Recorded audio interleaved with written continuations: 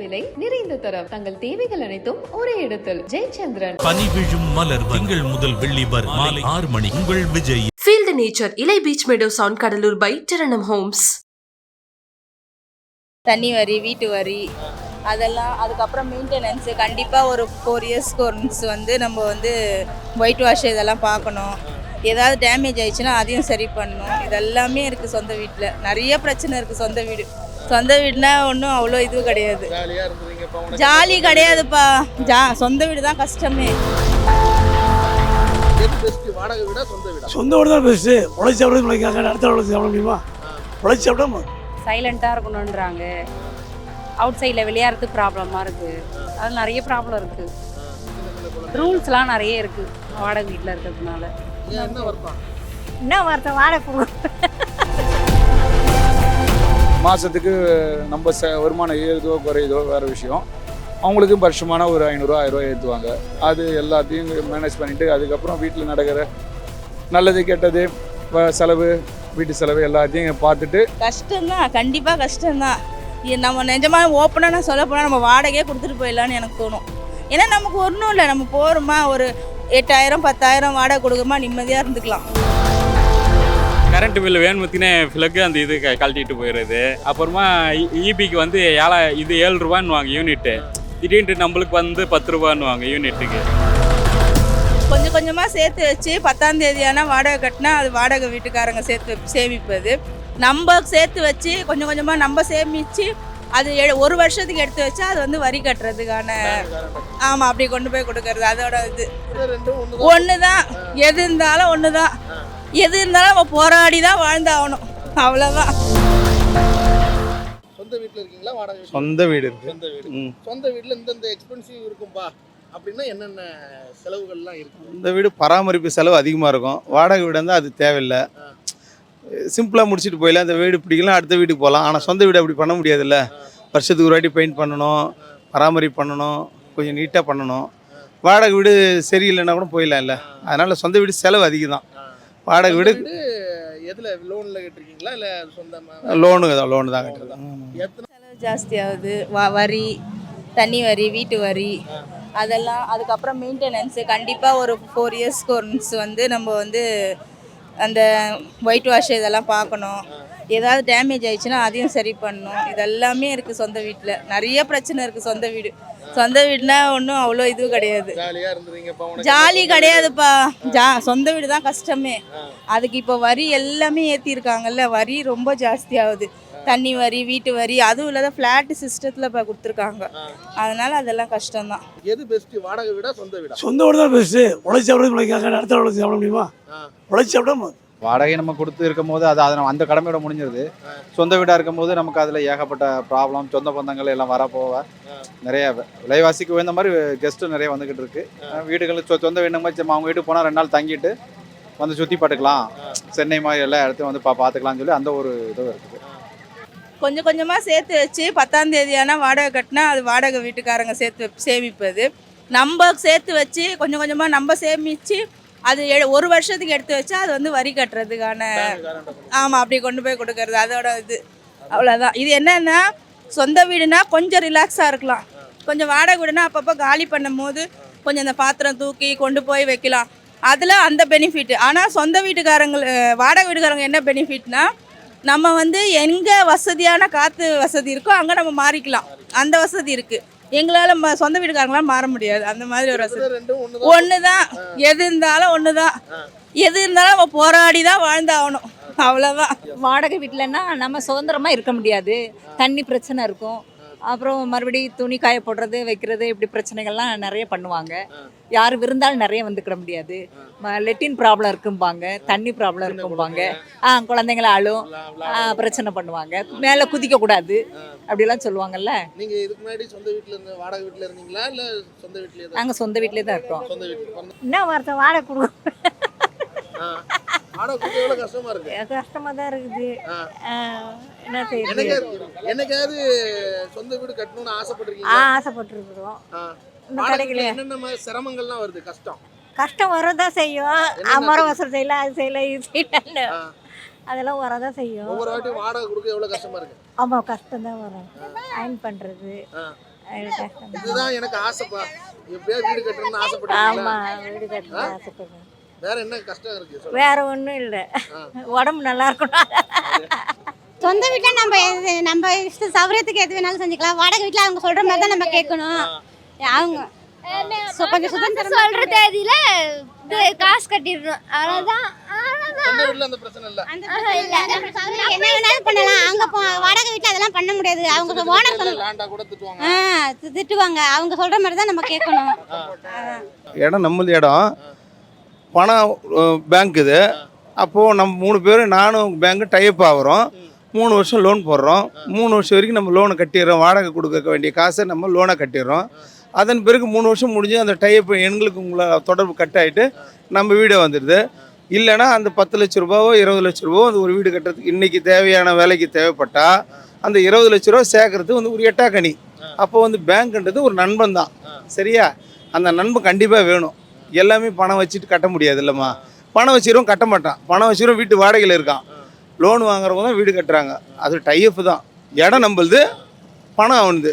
3 வருஷத்தில் அவன் போயிடறான்ல வெளியே, நம்மளுது ஆகிடுது இல்லை. நம்ம ஒன்றா சேர்க்க முடியுமா அந்த 10 லட்சத்தை இல்லை 20 லட்சத்தை முடியுமா? லோன் கட்டுறதுக்கு எப்போது கஷ்டப்பட்டிருக்கீங்களா? இல்லை, கஷ்டம் இருக்கும். பட்டு அது கொஞ்சம் சுகமான சுமையாக தான் எடுத்துக்கணும். இந்த இதுக்குன்னா மெயினாக இதுக்கு ஒதுக்கியே ஆகணும்பா. கண்டிப்பாக வரிக்கு கண்டிப்பாக ஒதுக்கணும். ஏன்னா ஃப்ளாட் சிஸ்டத்தில் வச்சுருக்காங்க. அதே மாதிரி இப்போ ட்ரைனேஜு அதுக்கு தனி வரி, அப்புறம் அந்த மெட்ரோ ஓட்டுற அதுக்கு தனி வரி. இதுக்கு எல்லாத்துக்கும் நாங்கள் தனித்தனியாக ஒரு அமௌண்ட் எடுத்து வச்சே ஆகணும். மெயின்டெனன்ஸ்க்கு அப்பப்போ ட்ரைனேஜ் அடைச்சிரும், அதை நம்ம க்ளீன் பண்ணுறதுக்குன்னு அதுக்கு ஒரு அமௌண்ட் ஒதுக்கணும். அதுவும் ஒன்றும் ரொம்ப இது கிடையாது. என்ன ஒன்று பெனிஃபிட்னா, நம்ம வந்து யாருக்கும் பதில் சொல்ல வேண்டியது கிடையாது. நம்ம வீடுனா நம்ம ஃப்ரீயாக இருந்துக்கலாம், அது மட்டும்தான்.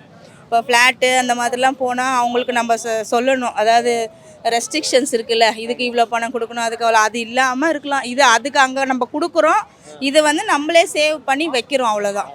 உனக்கு என்னப்பா சொந்த வீட்டுக்காரி ஜாலியாக இருக்குன்னு ஊரில் சொல்ல கஷ்டம், அது ரொம்ப கஷ்டம். அது சொல்கிறது போது நமக்கு மனசு கஷ்டமாக இருக்குது. வருவாங்க, வரும்போது க்ளீனாக இருக்கணும்னு வீடு, அதை நம்ம எல்லாமே ப்ராப்பராக க்ளீன் பண்ணி ஒயிட் வாஷ் பண்ணி எல்லாம் வைப்போம். அவங்க போகும்போது ஃபுல்லாக டேமேஜ் பண்ணிட்டு தான் போவோம்.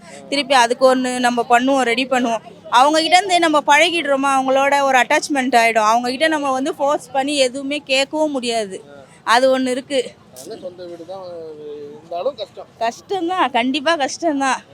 நம்ம நிஜமாக ஓப்பனாக நான் சொல்ல போனால் நம்ம வாடகையே கொடுத்துட்டு போயிடலான்னு எனக்கு தோணும். ஏன்னா நமக்கு ஒன்றும் இல்லை, நம்ம போகிறோமா ஒரு 8000 10,000 வாடகை கொடுக்கமா நிம்மதியாக இருந்துக்கலாம். கடன் வாங்கி தானே கட்டியிருப்பீங்க இல்லை? ஆமாம், அதுக்கு லோன் இருக்குல்ல. லோனு நம்ம இப்போ வந்து ஜுவல்லு வைக்கிறோம், அது இல்லாமல் ப்ளஸ் லோனும் எடுக்கிறோம். இதெல்லாம் நம்ம அடைஞ்சு முடிஞ்சு கைக்கு வர நேரத்துக்கு நமக்கு இன்னொரு ஒரு செலவு வரும். அதை மெயின்டெனன்ஸ் பண்ணோம், அதை க்ளீன் பண்ணோம், அதை திருப்பி நம்ம ரீஃப்ரெஷ் பண்ணுற மாதிரி ஃபுல்லாக வீடியும் பார்க்கணும். நம்மளை மட்டும் பார்த்தா போதும், வீடும் சுத்தமாக இருந்தால் தான் கொடுத்தனமும் வருவாங்க. இவ்வளோ இப்போ வாடகை கட்டுற மாதிரி அது லோன் அடையிறதுக்குள்ளார நமக்கு அந்த வட்டிக்கு வட்டி நம்ம கட்டலன்னு வச்சுன்னா திருப்பி இன்னொரு ஒரு வட்டி வரும். அதுக்கு அந்த மாதிரி லோனும் கஷ்டம்தான். ஆமாம், ரொம்ப கஷ்டம்தான். கண்டிப்பாக நினச்சிடாதீங்க ஜாலின்னு சொல்லிட்டு. அதுக்கு எவ்வளோ கஷ்டம் இருக்குன்றது சொந்த வீட்டுக்காரங்களுக்கு மட்டும்தான் தெரியும். நம்ம ஈஸியாக சொந்த வீட்டுக்காரங்க அவங்களுக்கு என்னப்பான்னு சொல்லிடுவோம். கண்டிப்பாக 100% சொந்த வீட்டுக்காரங்களுக்கு கஷ்டம்தான். வாடகை வீட்டில் இருக்கிறது எவ்வளோ கஷ்டமாக இருக்குது? என்னென்ன செலவுகள் இருக்கும் உங்களுக்கு? வாடகை கட்டணும், கரண்ட் பில்லு கட்டணும், அப்புறம் செலவெல்லாம் நிறைய இருக்குது. இல்லை, என்னைக்காவது சொந்த வீடு கட்டணும் சீக்கிரம் அப்படின்னு ஏதாவது ஆசைப்பட்டிருக்கீங்களா? ஆசைப்படுறோம். வருமானம் இல்லை, 2 பேர் தான் வேலை செய்கிறோம். எங்கள் வீட்டுக்காரர் நானும் 2 பேர் தான். அவருக்கு உடம்பு சரியில்லை, நான் ஒருத்தி தான் வேலை செய்யணும். சைலண்ட்டாக இருக்கணுன்றாங்க. அவுட் சைடில் விளையாடுறதுக்கு ப்ராப்ளமாக இருக்குது. அது நிறைய ப்ராப்ளம் இருக்குது. ரூல்ஸ்லாம் நிறைய இருக்குது வாடகை வீட்டில் இருக்கிறதுனால. இப்போ என்னைக்காவது சொந்த வீடு கட்டணும்னு ஆசைப்பட்டிருக்கீங்களா? ஆசைப்பட்டிருக்கேன். என்ன மாதிரி இது பண்ணணும்னு நினைக்கிறீங்க? என்ன மாதிரி? வாடகை வீட்டில் இவ்வளோ பிரச்சனை, நமக்குன்னு ஒரு வீடு இருக்கணும், இருந்தால் இந்த மாதிரி ப்ராப்ளம்லாம் இருக்காது. இல்லை, சீக்கிரமாக வீடு கட்டணும் அப்படின்னு யோசிச்சிருக்கேன். ஆசை இருக்கிறாங்க. தண்ணி, ஹவுஸ் ஓனர் பிரச்சனை, கரண்ட்டு எல்லாமே இருக்கும். சொந்த வீடுனா உங்களுக்கு மாதமான இபி கார்டு மட்டும் கட்டிட்டு போகலாம். சொந்த வீடு இருந்தால்.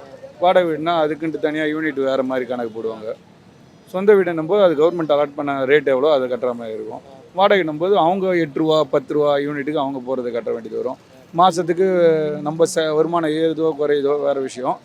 அவங்களுக்கும் வருஷமான ஒரு 500 1000 ஏற்றுவாங்க.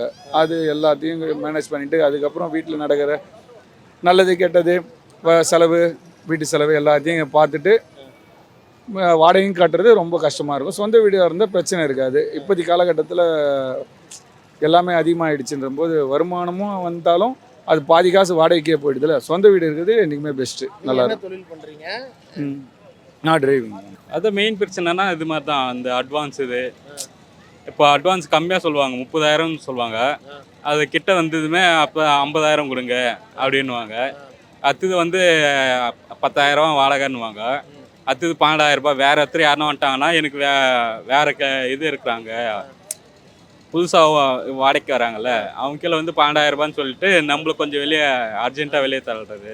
அந்த மாதிரி டைம்ல எப்படி இதாகும்? ஏன்னா அது பொருள் எல்லாத்தையும் மாத்தி ஆமாம், அந்த பொருள் மாற்றத்துக்கு ஷிஃப்ட் பண்ணுறதுக்கு எல்லாமே பிரச்சனை இருக்கனால கொஞ்சம் அவங்க மேலே நம்மளுக்கு வேண்டா வெறுப்பாக இருக்கிற மாதிரி இருக்கும். சொந்த வீடு கட்டுறதுக்கு நாங்களும் கலைஞர் எழுதி கொடுக்க இது வீடு ஸ்டாலின் வாங்கி எழுதி கொடுக்குறேன் உங்களுக்கு சொந்த வீடு வந்துடும் அப்படின்னு எல்லாம் எழுதி கொடுத்தோம். அது வரல. 2-3 தாடி ஃபோன் போட்டாங்க, வரல.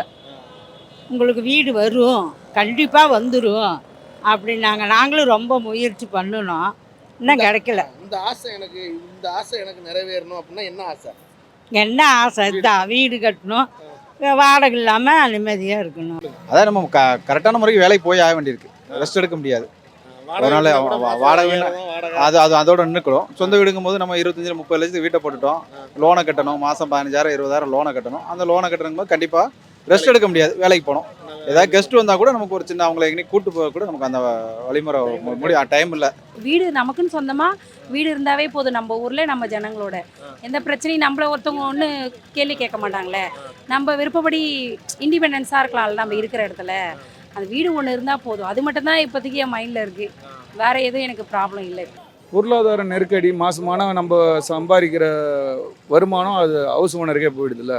அந்த பணம் நம்ம கையில் இருந்ததுன்னா அதை சேமிப்பாக போட்டு ஃப்யூச்சரில் வேறு எதனாச்சும் ஒரு நல்ல விஷயத்துக்கோ குழந்தைங்களுக்கோ இல்லை வேறு இன்வெஸ்ட்மெண்ட் மாதிரி எதனா பண்ணுறதுக்கோ யூஸ் ஆகும்ல. அந்த ரெண்டு கட்டுற காசு. கடன் வாங்கி வீடு கட்டினாலும் அது பிரச்சனை தானே வரும். இல்லை, கடன் வாங்கி வீடு கட்டினாலும் இப்போ நம்ம ரெண்டு கட்டுற மாதிரி அந்த கடன் நம்ம இஎம்ஐயில் அடைச்சிருவோம். இப்போது ஒரு 10 வருஷம் நம்ம வாடகை கொடுத்தாலும் அது வாடகையோடு போயிடும். அதுவே அந்த 10 வருஷம் நம்ம கடன் வாங்கி வீடு கட்டினா அந்த 10 வருஷத்தில் நம்ம அந்த வீடு நம்மளுக்கு சொந்தமாகிடும்ல கான்செப்ட்னா. அதுக்கப்புறம் நம்ம கஷ்டப்பட வேண்டியது கஷ்டப்பட வேண்டி இருக்கும். ஆனால் அந்த வீடு சொந்தமாகிடும். அதுக்கப்புறம் நம்ம அந்த வருமானத்தை வாடகை கட்ட வேண்டிய காசை வேறு எதனாச்சும் சேவிங்ஸ்லையோ குழந்தைங்களோ எதுனாச்சும் ஒன்றுத்துல இன்வெஸ்ட் பண்ண முடியும். அது கொஞ்சம் பெஸ்ட்டாக இருக்கும். சொந்த வீடு தான். சிக்கனமாக இருந்து சீக்கிரமாக கட்டி வீடு கட்டி போங்க, வாடகை வீட்டில் இருந்து கடந்து போங்க அப்படின்னு சொல்லுவோம். ஆமாம். கரண்ட் பில்லு வேணுமத்தினே ஃப்ளக்கு அந்த இது கழட்டிட்டு போயிடுறது. அப்புறமா இபிக்கு வந்து 7 ரூபான்னு யூனிட்டு. திடீர்னு நம்மளுக்கு வந்து 10 ரூபான்னு யூனிட்டுக்கு. இப்போ 100 யூனிட் ஃப்ரீ தான். ஆமாம் அந்த மாதிரி பண்ணுவாங்க. இப்போ 100 யூனிட் ஃப்ரீயா, ஆனால் நம்மளுக்கு வந்து கார்டும் தர மாட்டாங்க, ஏதோ அந்த இபி நம்பரும் இது பண்ண மாட்டாங்க. நீங்கள் வந்து உனக்கு வந்து ஒரு லைட்டு ஒரு ஃபேனு தான் ஓடும்.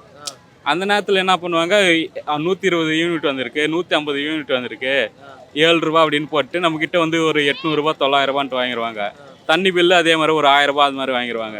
அந்த ஆமாம், இது போக பார்க்கிங்கில் வந்து இங்கே பைக் விடாத, எங்கள் பையன் விடுவான், நீங்கள் வேறு இடத்துல விடுவான்ட்டு. வேறு இடத்துல விட்டாங்க வண்டி திட்டு போவான், அவன் பஞ்சர் பண்ணிட்டு போயிடுவான், இல்லை பெட்ரோல் தேடின்னு போயிடுவான். அந்த மாதிரி நிறைய பிரச்சனை போவோம். ஆமாம் இருக்கும். அது சில நேரத்தில் அது மாதிரி போவோம். சில நேரத்தில் வந்து தெரிஞ்சுக்க ஒரு 4-5 பேர் வந்து ஒரே சரௌண்டிங்கில் வீடு எடுத்தாங்கன்னா அவங்களுக்கு அந்த நேரத்தில் வந்து ஒரு பிரச்சனை இருக்காது. இங்கே இல்லைன்னா பொருள் ஷிஃப்ட் பண்ணால் நம்மளுக்கு கொஞ்சம் ஹெல்ப்ஃபுல்லாக இருக்கும். மற்றபடி ஃப்ரெண்டு சர்க்கிளில் பைக் விடுறதுக்கு இல்லை போகிற வர மார்க்கெட்டுக்கு அது மாதிரி பக்கமாக இருக்கும். குறைந்த விலை நிறைந்த தரம், தங்கள் தேவைகள் அனைத்தும் ஒரே இடத்தில். ஜெயச்சந்திரன். பனி விழும் மலர் திங்கள் முதல் வெள்ளி வரை மாலை 6 மணி. உங்கள் Vijay. Feel the nature. Ilai Beach Meadow Sound Kadalur by Taranam Homes.